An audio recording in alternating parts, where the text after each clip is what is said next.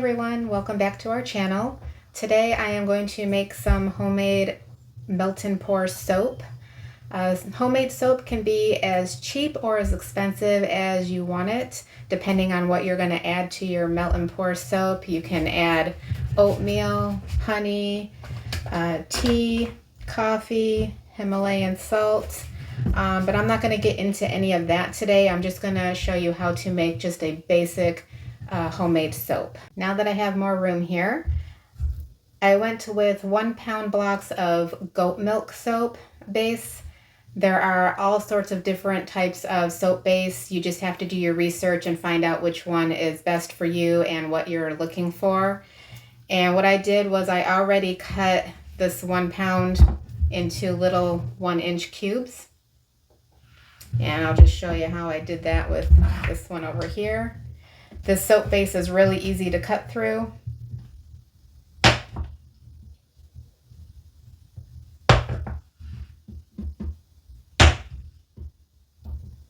And we'll just cut it again.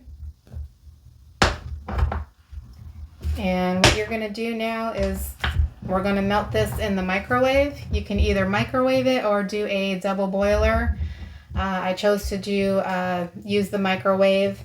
So we're going to get this nice and melted, and you're only going to want to microwave it in 30-second increments and stir, as you know, in between each increment. So I'm going to put this in. And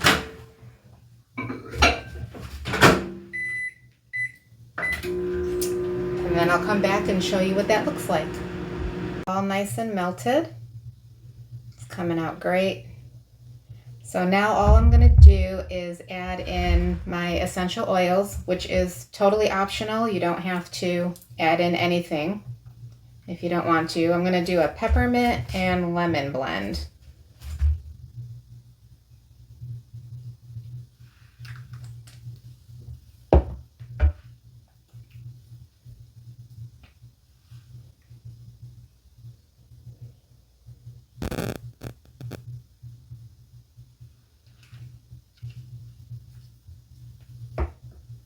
And then I'm going to add in some mica powder, and I chose a blue haze. It comes in all sorts of colors. It's easier to not melt it, but just mix it in with isopropyl alcohol, so that way it doesn't clump up in the soap.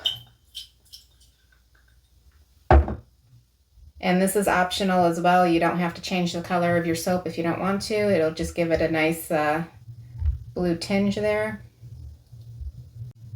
So now that I have this all mixed in, I'm just going to pour this into our soap molds.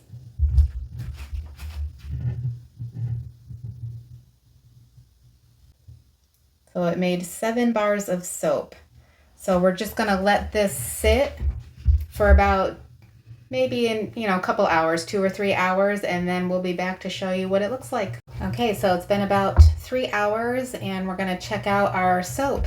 One thing I did forget to mention was when you do pour the soap in, you'll want to immediately get some of the isopropyl alcohol and just spritz a little bit on top, because when you do pour the soap, it does bubble on top and the alcohol will actually pop the bubbles.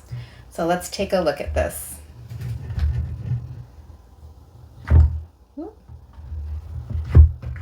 Oh, perfect. Nice. Yep. And oh, it smells so good. It's got that nice lemon peppermint scent to it. And I just really enjoy making my own soap because I know the exact ingredients that I'm putting in my soap versus the chemicals that are in store-bought soap. So I just hope you really enjoyed this video. Go ahead and make your own soap. Thank you for watching. Peace out.